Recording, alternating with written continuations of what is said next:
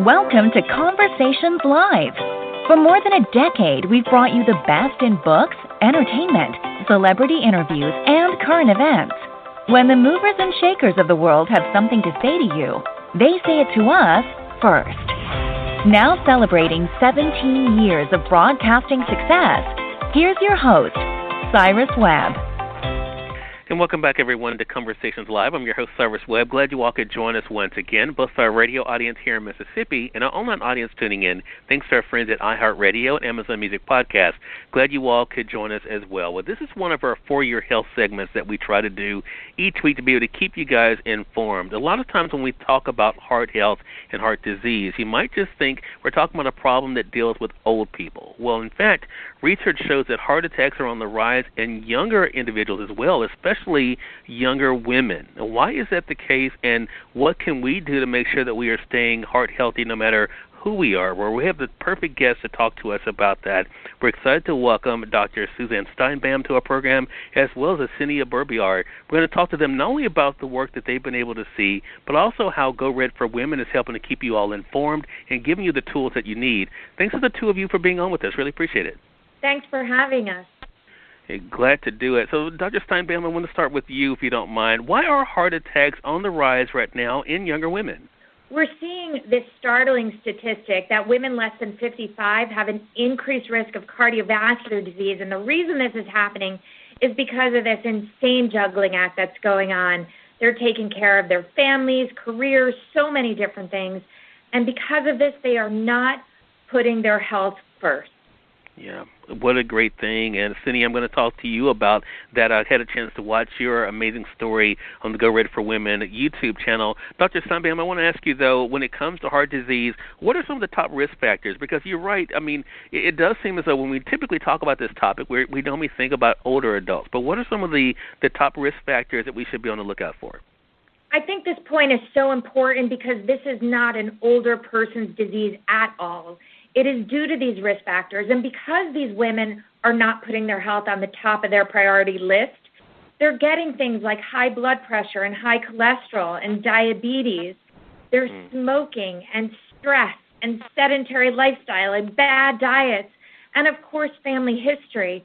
But all of these risk factors that oftentimes are due to our lifestyle choices, like what we eat and how we move, that's what's increasing the risk of heart disease in these women. Yeah. Cindy, I want to bring you in. As I mentioned, I had a chance to watch a bit of your story on the Go Red for Women YouTube channel. You are a stroke survivor yourself. What has it been like for you, Cindy, to share your story and allow people to see that this isn't, as Dr. Steinbaum was saying, this isn't something just dealing with older individuals? Yes, so, at the age of 48, who could imagine having a stroke? Let alone being born with a heart defect and not ever knowing about it. So as you can imagine, there's shock, and there's also, trying to just stay healthy and be in tune with myself, with my body, with my heart. It was a very scary time for me, and I didn't know the signs. I thought I would have known the signs, but I didn't know the signs. So, the feeling dizzy, the feeling the drunk, my speech slurring.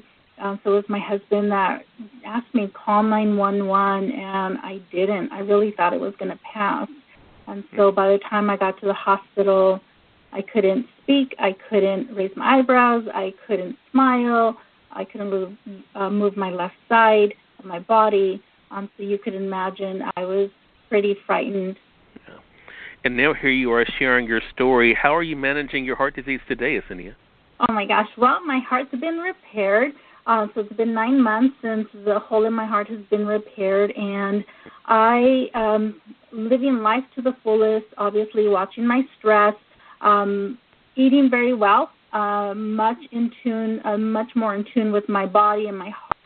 And every time I'm about to put something in my mouth, I make sure I check with my heart and make sure it's okay with my heart for me to have that in my body. So if I don't feel right about it, then I would rather not eat it and live longer. Yeah. What a great point for all of our audience. GoRedForWomen.org is a great website for our audience to go to. Dr. Steinbaum, I want to wrap up with you here because this is work you've really devoted yourself to. What do you want our audience to know, not just in February, but also as they're going throughout their lives, about the importance of taking care of their health and the importance then of being able to take better control of their lives? The most empowering statistic in all of this is that 80% of the time heart disease is preventable, and that's how you choose to live your life every single day. As Yesenia said, put your heart first, and in doing that, it's about paying attention to how you eat, how you move, how you sleep, and how you manage your stress, and that's a 365-day-of-the-year process, not just February. But in February, for Heart Month, what I do suggest is everyone get your numbers checked, know your blood pressure, your cholesterol, know your sugars, know your family history. The more you educate and empower yourself, the better off you'll be. Such great information. Again, you guys go to GoRedForWomen.org for more information. And our guest today, Dr. Suzanne-Steinbaum, as well as Yesenia-Berbiar, are talking to us not only about their journeys, but also the work that they've been able to do, what they're able to share with all of you. Thanks to the two of you for being on, and looking forward to having you back on again. Thanks so much, Cyrus. Hey, glad to have you, and we thank your audience for tuning in to another great segment of Conversations Live. Until next time, I'm your host, Cyrus Webb, saying as always, enjoy your day, enjoy your life, enjoy your world. Thank you all for choosing Conversations Live. Now let's go make today amazing. Take care.